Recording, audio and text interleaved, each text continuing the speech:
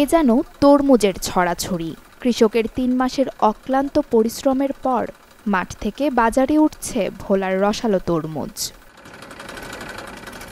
তরমুজ বেচাকেনার অন্যতম হাট ভোলা সদরের খালপাড় সড়ক। বর্তমানে ক্রেতা বিক্রেতার হাঁকডাকে চলছে জমজমাট বেচা বিক্রি। এবার ভালো উৎপাদনের পাশাপাশি কাঙ্ক্ষিত দাম পেয়ে খুশি কৃষকরা। ৩-৪ লাখ টাকা খরচ করেছি। 3 কেনি 3.5 কেনি জমিনে তরমুজ দিছি। বৃষ্টি বাদল হয় নাই, আল্লাহর রহমতে ঝড় তুফান হয় না, ভালোই ব্যবসা হয়েছে, ফল ভালো হয়েছে। 6 বিঘা জমিনে তরমুজ দিয়ে 9 লাখ টাকা লাগান খরচ হয়েছে, কিন্তু ফসলও ভালো হয়েছে।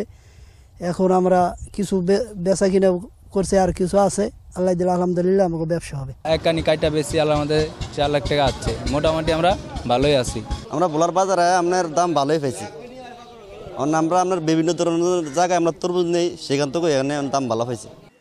উৎসবের খুশি হবে নগদে বেশি, কারণ ঘন্টায় ঘন্টায় আছে গিফট জেতার সুযোগ। আকার অনুযায়ী পাইকারিতে এক একটি তরমুজ বিক্রি হচ্ছে 100 থেকে 400 টাকা দামে। প্রতিদিন কয়েক হাজার তরমুজ বিক্রি হচ্ছে এই হাট থেকে। তবে খুচরা বিক্রেতাদের দাবি, সপ্তাহের ব্যবধানে আড়তে বাড়ছে দাম।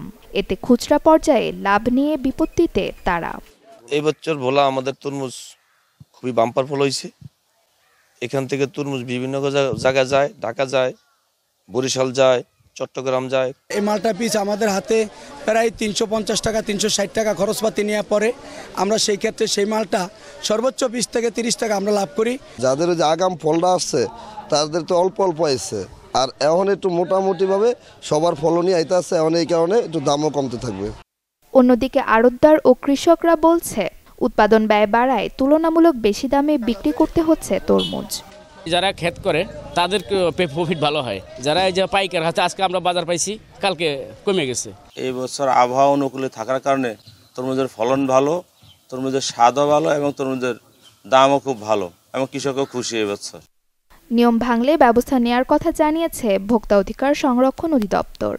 যদি কোনো অসাধু ব্যবসায়ী এই তরমুজ বিষয়ে কোনো সিন্ডিকেট করে, যদি অতিরিক্ত দামে বিক্রির চেষ্টা করে, যদি ক্রয়মূল্য বাউসারের সাথে বিক্রয়মূল্য বাউসারের অনেক তফাৎ দেখা যায়, যদি স্পষ্টভাবে প্রতিমান হয় যে এটা দাম বেশি টাকা হচ্ছে, তাহলে ভোক্তা অধিকার সংরক্ষণ আইন মোতাবেক তাদেরকে শাস্তির আওতায় আনা হবে এবং তাদের লাগাম টেনে নেওয়া হবে।